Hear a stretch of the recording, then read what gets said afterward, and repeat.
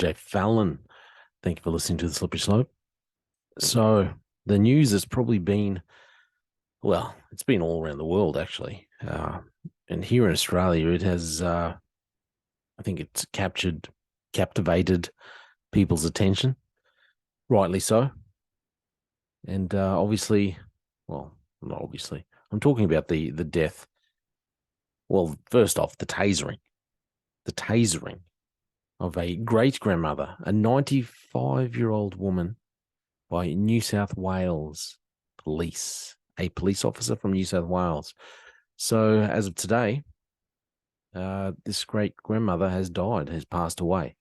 I'm going to read the story.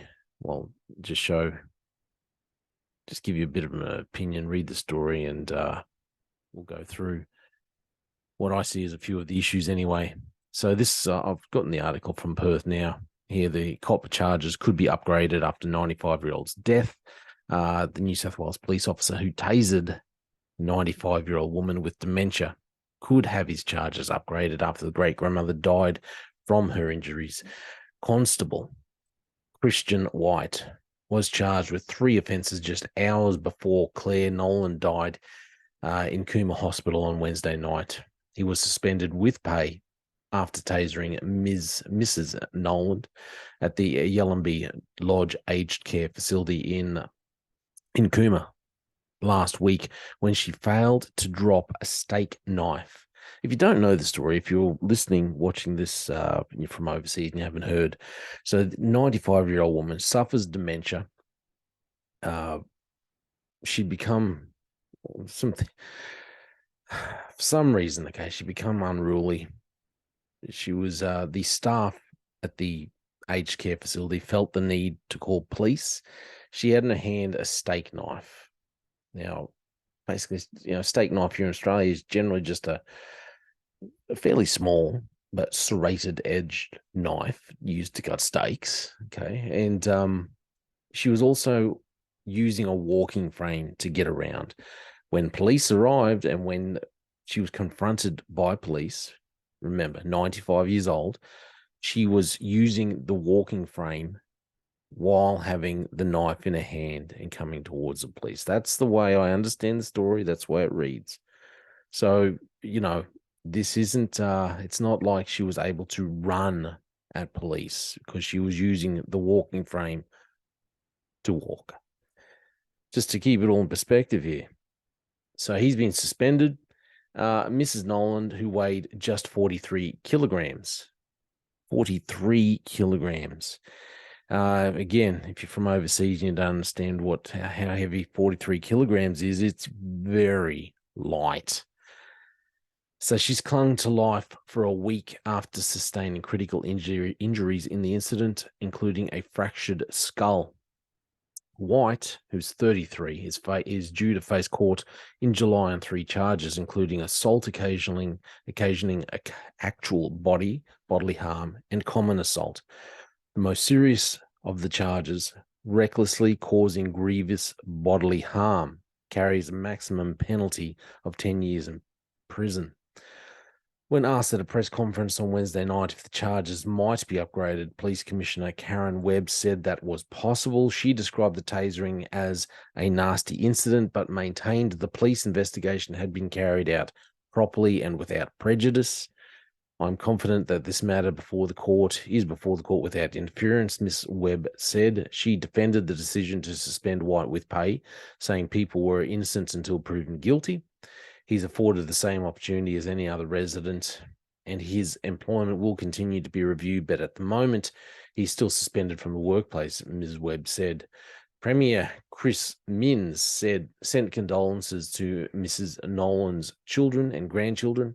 It's a very traumatic event and would have been particularly sad for that family, he told reporters on Thursday. Mr. Minns expressed confidence in Ms. Webb after the opposition pressured the government to release police body-worn video of the incident. Okay, got to stop there. So my one big issue I've had with this, and this has come up previous issues when you've had incidences involving police using weapons. Sometimes they don't release footage They don't release footage of what's of what has happened. There's been other times, obviously, I've spoken about before, where police just don't. Some police groups don't carry these body worn cameras. I think for public to have confidence in police, you need to release the footage.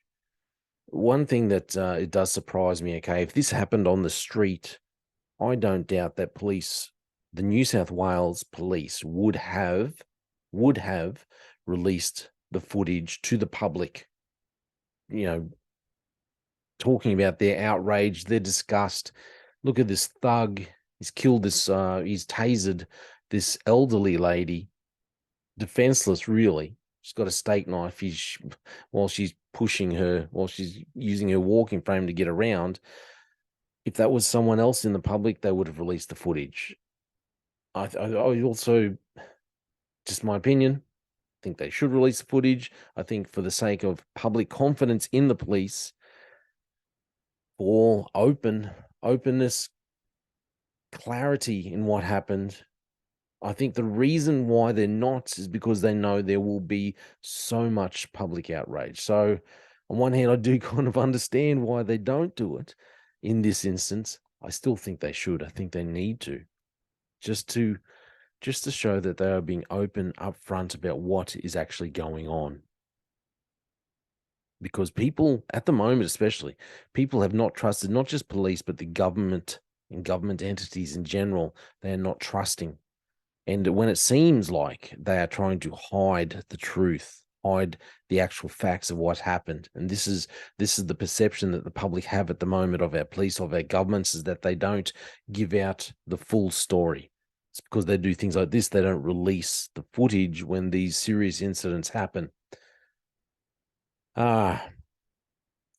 So opposition MPs used parliamentary privilege on Wednesday to suggest police could be involved in the cover-up. The opposition should be very careful about what they say in relation to a matter that is now before the courts, Mr. Min said. It's very important for police to be able to do their job, and the investigation should not be hindered by political interference. The 95-year-old died peacefully. Of course, she died peacefully, but she was put there in that position in a very, well, in a way that was not peaceful. As soon as I read that, I saw a news headline, she died peacefully. Thought, well, if she had have died at the scene, you wouldn't say she died peacefully. You only say she died peacefully because she was put into a coma. She suffered a head trauma when she struck her head hitting the ground after being tasered. There's nothing peaceful about it. It's just that it took several days for her to pass away. That's why you describe it as peaceful. I don't think it's the right way to describe it. Anyway, so our thoughts and condolences remain with those who were lucky enough to know, love, and be loved by Mrs. Noland. During a life she led hallmarked by family, kindness, and community. Police Minister Yasmin Cately also offered her condolences to the Noland family. Anyway, like I said, they need to release the footage. It helps to restore confidence, helps the public to have confidence that they are being open and honest about these situations. The other thing I will say about this whole situation is it's not police procedure. You don't taser elderly people. Now, when you're on your way to an incident, and the location is an elderly residential facility, and you get there and you see that the person that you're going to to talk to face, to confront, is a 95-year-old woman, fragile, 43 kilos, uses a walking frame. Well, she meets all the markers, all the indicators that say this is not the person that you use this kind of force on. In the academy, okay, I can only speak for the state where I live in, but as far as I know, it's the same in every state, in every jurisdiction in Australia.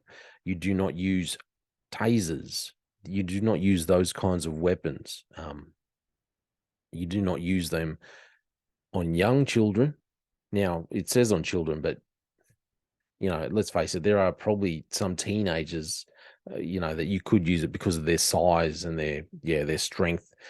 Anyway, so you're not supposed to use it on children. You definitely don't use it on the elderly. Now, I've been in situations before, and it's hard to tell some people how old they are, how old some people are. However, 95 years old, she looked frail. She was using a walking frame to get around. She suffered dementia. She's living in an elderly residential facility. A taser should not have entered your mind to use, in my opinion. Maybe there are extenuating circumstances. It's hard to imagine what they were. Once again, but all I can say is that they need to start releasing the footage for these when these kinds of incidents happen to help restore. It will help the public have confidence that they are not covering up things, help them to understand maybe. But if all you're doing is withholding evidence like this, withholding the footage so that the public aren't going to see exactly what happened because you're scared of the circumstances, you're scared of the outcomes, I should say. I don't see how that's good at all. You need to be open and upfront. That's my opinion. Another failure by another government, another piece of part of the Australian government. Anyway, that's just my opinion. Thanks for listening to The Slippery Slope. They just fuel a desire that will take me higher. I'm on fire because nothing's gonna bring me down. Nothing's gonna bring me down. Nothing's gonna stop me now. No more dance to be done. And nothing's gonna just focus on the goal. Nothing's gonna stop me now. Nothing's gonna hold me down.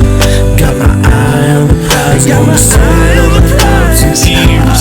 Don't say